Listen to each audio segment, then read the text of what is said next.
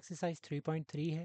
LCM आपने निकालना है, लेकिन इस दफ़ा पहले हम एचसीएफ कर रहे थे और एचसीएफ के हमने दोनों मेथड्स किए थे। एक हमारे पास था बाय फैक्टराइजेशन और दूसरा था बाय डिवीजन मेथड। अब हम एलसीएम निकालेंगे। एलसीएम मोस्टली स्टूडेंट्स को पता होगा, लीस्ट कॉमन मल्टीपल होता है। मल्टीपल्स क्या होते हैं? मल्टीपल्स आपके पास टेबल्स होते हैं। फॉर एग्जांपल, अगर मैं आपसे 4 के मल्टीपल्स पूछूं तो आप कहेंगे 4, 8, 12, 16 एंड सो ऑन। और कॉमन यानी कि दो अगर आपके पास नंबर्स हैं, उनके मल्टीपल्स में आपने कॉमन निकालना है। और सबसे और लीस्ट का मतलब है कि सबसे छोटा वाला जो कॉमन मल्टीपल होगा वो आपका एलसीएम होगा। तो इसी तरह अब इन नंबर्स आगे हमारे पास हैं अलजेब्रिक टर्म्स। तो अब इनके आपने कैसे एलसीएम निकालने हैं उसकी हम बारी बारी सबकी फैक्टराइजेशन देखेंगे। तो सबसे पहले फैक्टर्स हम निकालते हैं 21 A4 एक्स क्यूब वाई के। 21 सबसे पहले आप देखें 21 के फैक्टर्स क्या होते हैं आपके पास। और याद रखें, यहाँ फिर वही बात मैं रिपीट करूँगा कि यहाँ हम नॉर्मल फैक्टर्स नहीं सिर्फ ढूंढ रहे, हम प्राइम फैक्टर्स देखने की कोशिश कर रहे हैं। तो हम इसकी प्राइम फैक्टराइजेशन करेंगे 21 की।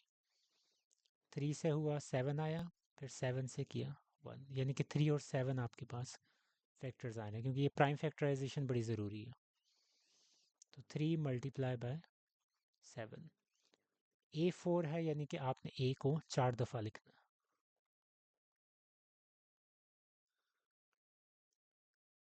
इससे बेहतर तरीका होता है अगर आपने मल्टीप्लिकेशन का साइन लगाना है, क्योंकि मल्टीप्लिकेशन का साइन लगाना मसला तो कोई नहीं है इसमें लगाने में। लेकिन जब आप एक्स वाली टर्म्स को लिखेंगे तो आपको एक्स में और उस मल्टीप्लिकेशन के साइन में फ़र्क महसूस नहीं होगा। अगर तो आपका एक्स डिफरेंट होता है और मल्टीप्लिकेशन का साइन डिफरेंट होता है, तो इसके लिए आसान तरीका होता है आप डॉट्स लगा दें। इससे ओवरऑल जो लुक होती है क्वेश्चन की वो भी नीट रहेगी और ये आसान भी होता है एक डॉट लगा देना। तो A4 है, एक्स क्यूब है। एक्स क्यूब यानी कि एक्स को आपने लिखना है 3 दफ़ा।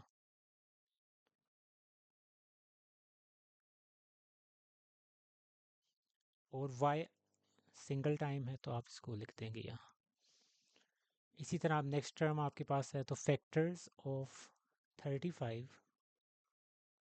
इन साइंस का मतलब होता है कि ऊपर वाली जो आप बात लिख रहे हैं वही नीचे होगी, यानी कि फैक्टर्स ऑफ आ जाएगा। 35A² x4y। 35 के फैक्टर्स क्या होते हैं आपके पास, इसको भी मैं अलग से फैक्टराइजेशन करके आपको दिखा देता हूँ। 5 से होगा और फिर आगे 7 आ जाएगा और फिर 7 से हो जाएगा। 5 मल्टीप्लाई बाय 7। A² है, यानी कि A 2 दफ़ा। x4 है तो x आपके पास 4 दफ़ा आएगा और y। इसी तरह ऊपर 28 रह गया। Factors of 28 A³ xy4। 28 के फैक्टर्स क्या होते हैं? सबसे पहले ये आया 14, फिर ये 7 और ये। तो 2 मल्टीप्लाई बाय 2 मल्टीप्लाई बाय 7।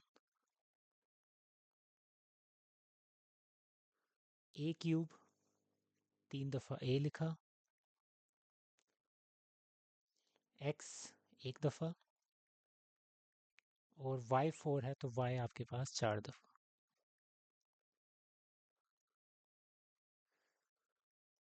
अब कॉमन आपने लेना है, तो कॉमन का अभी मैं आपको एक चीज़ बताऊंगा।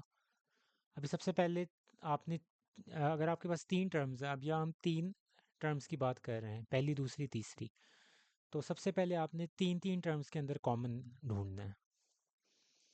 जिस तरह अब ये 7 मुझे नज़र आ रहा है कि तीनों के अंदर कॉमन है। फिर एक A आ गया ये वाला, फिर ये दूसरा A भी। अब A तीनों में कॉमन नहीं है तो यहाँ हम रुक जाएंगे। अब X का ढूंढें।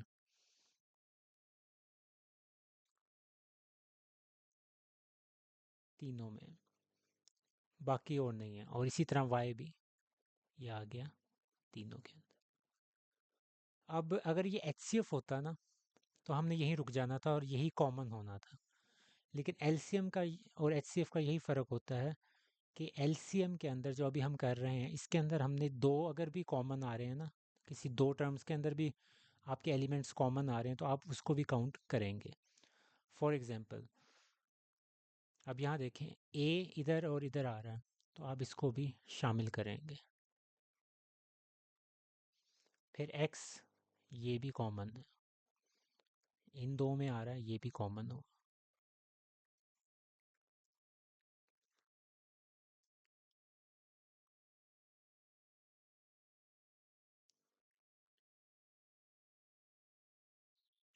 और वाई कोई नहीं है, ए के अलावा और तो कोई नहीं है, बस यही है।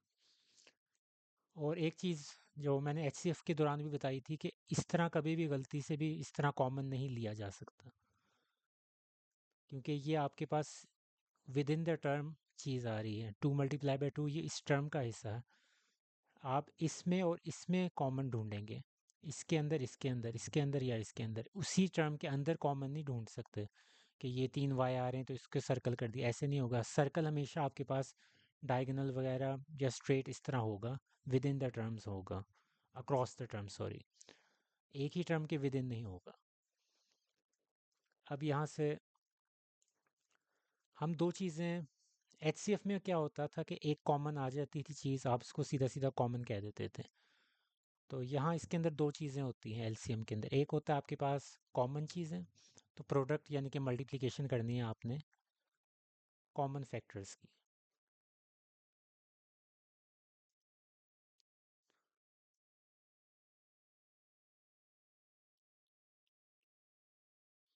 अब आप कुछ लोग ये भी सोच रहे होंगे यहाँ मैंने फैक्टर्स क्यों लिखा है, क्योंकि ये फैक्टर्स ही हैं। ओवरऑल हम मल्टीपल्स निकाल रहे हैं, लेकिन ये फैक्टर्स ही होते हैं। अब यहाँ देखिए कॉमन क्या आ रहा है, 7 multiply by a multiply bye ये वाला ए मल्टीप्लाई बाय ये दो दफ़ा जो ए आ रहा था, ये वाला ए। लिखना जाहिर सी बात आपने एक दफ़ा ही होता है क्योंकि कॉमन है। फिर एक्स कितनी दफ़ा आ रहा है, ये वाला और ये 3 वाला, तो 3 दफ़ा आ रहा है। ये एक्स पहले मैंने लिखा, ये दूसरा एक्स जो सर्कल मैंने लगाया हुआ है, दूसरा सर्कल, और ये तीसरा सर्कल एक्स के ऊपर, और वाई के ऊपर मैंने एक ही सर्कल लगाया है, तो ये।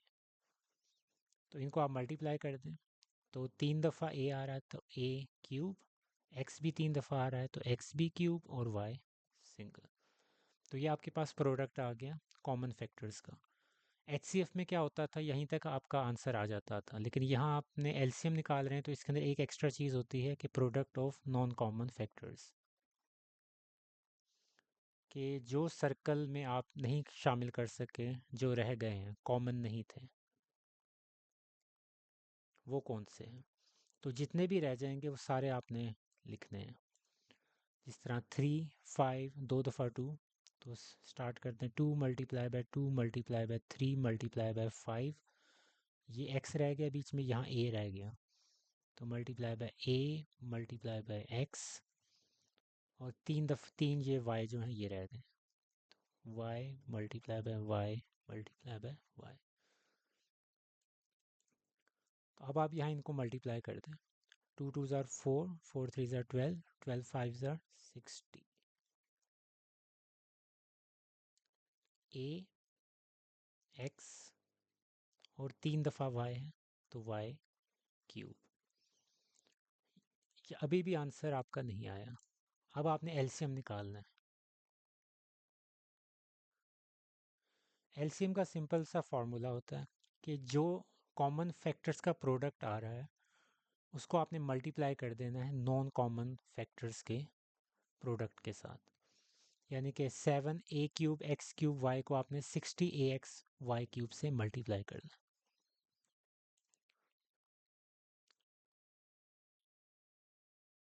इसको मैं 1 नाम दे देता हूँ, इसको मैं 2 नाम दे देता हूँ। बल्कि ऐसा करें, छोड़ें नाम क्या देने, सीधा सीधा फार्मूला अप्लाई कर देते हैं। यहाँ पहले मैं फार्मूला लिख रहा हूँ, product of common factors, C F का मतलब common factors multiply by product of non common factors. तो सी एफ कॉमन फैक्टर्स के तौर पे मैंने यूज़ किया, और एन सी एफ का मतलब नॉन कॉमन फैक्टर्स। तो सी एफ कॉमन फैक्टर्स आपके पास 7a³ x³ y थे, और product of non common factors हमारे पास 60ax y³। अब 7 तो 60 से सीधा सीधा मल्टीप्लाई हो जाएगा, तो आपके पास 420 आ जाएगा। नॉर्मल मल्टीप्लिकेशन वैसे ही होगी जैसे हम अलजेब्रा में करते हैं। a³ है, यहाँ a है, तो ये आपस में a4 हो जाएंगे। x³ x आपके पास x4 हो जाएगा, और y और y3 y4 हो जाएगा। क्योंकि इसकी पावर सिंगल होती है जब कोई नहीं लिखी होती, इसकी पावर 3 है, तो 3 और 1 ऐड हो जाते हैं। जब आपकी सेम बेसिस होती हैं तो पावर्स ऐड होती हैं। इसी तरह इसकी 3 पावर थी, इसकी 1 पावर थी, तो 1 और 3 x की पावर 4 होगी। इसी तरह y की पावर नहीं लिखी हुई यानी कि 1 है, तो 1 और 3 ये भी 4 हो गए। ये आपका फाइनल एलसीएम है।